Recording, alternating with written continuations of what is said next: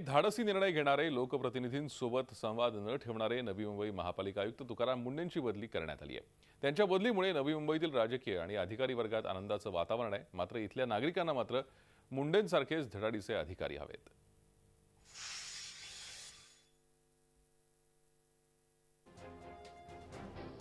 नवी मुंबईतील अनधिकृत बांधकाम नियमित करण्याच्या सरकारच्या धोरणाविरोधात तुकाराम मुंढेंनी सरकार विरोधी प्रतिज्ञापत्र सादर केलं।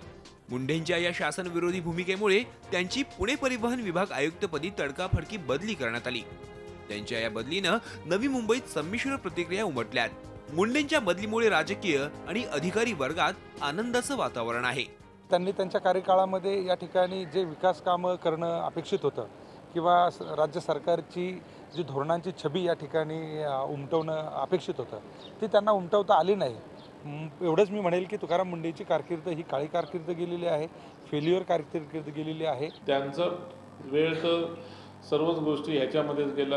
एक तर नगरसेवकांशी सगळे अधिकाऱ्यांचे जे संपूर्ण मागच्या मुवमेंट ते सर्व काढून त्यांच्यावरती गुन्हे दाखल करणे, हे करणं ते करणं, ह्या सर्व गोष्टी तर त्यांचा वेळ गेला। म्हणजे ॲक्च्युअली रूटिंगमध्ये काम करण्याची वेळ आली आणि त्याची बदली झाली। तर आरटीआय कार्यकर्ते राजू मिश्रा यांनी आयुक्त मुंढे यांच्या बदली संदर्भात कोर्टाला माहिती देणार असल्याची भूमिका घेतली आहे। मुंढेंनी अनधिकृत बांधकामाबाबत मांडलेली भूमिका योग्य असल्याचं ते म्हणतात।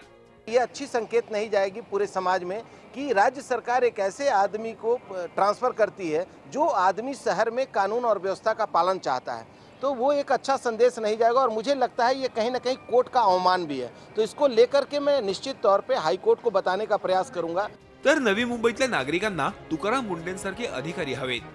तुकाराम मुंढेंमुळे शहराचा आणखी विकास झाला असता अशी प्रतिक्रिया नागरिक देत आहेत। उन्होंने बहुत अच्छे काम किए थे और उन जैसा आदमी हमको चाहिए था नवी मुंबई में, क्योंकि नवी मुंबई का उसने तत्ता पलट दिया, बहुत अच्छा काम किया है। और अगर शायद वो इधर 2-3 साल रहते तो नवी मुंबई और इम्प्रूव हो जाता। मुंढे साहेब एक चांगले प्रशासकीय अधिकारी होते, शिस्तीमध्ये आणि चांगल्या पद्धतीने कारभार केला। आम्हाला तमाम नेरूळवासी आणि जनतेला त्यांचा अभिमान आहे।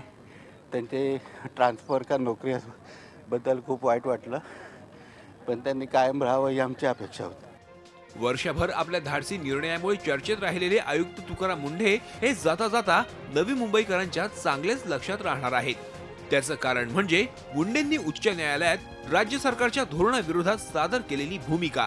मुंढेंच्या या भूमिकेमुळे दिघ्यातील अनधिकृत घरं आता लवकरच तुटणार आहेत। त्यामुळे मुंढेंची बदली झाली असली तरी त्यांना जे साध्य करायचंय ते त्यांनी साध्य केलं अशी चर्चा नवी मुंबईत रंगली आहे। नवी मुंबईहून स्वाती नाईकचा ब्युरो रिपोर्ट। झी 24 तास रहा एक पाऊल पुढे।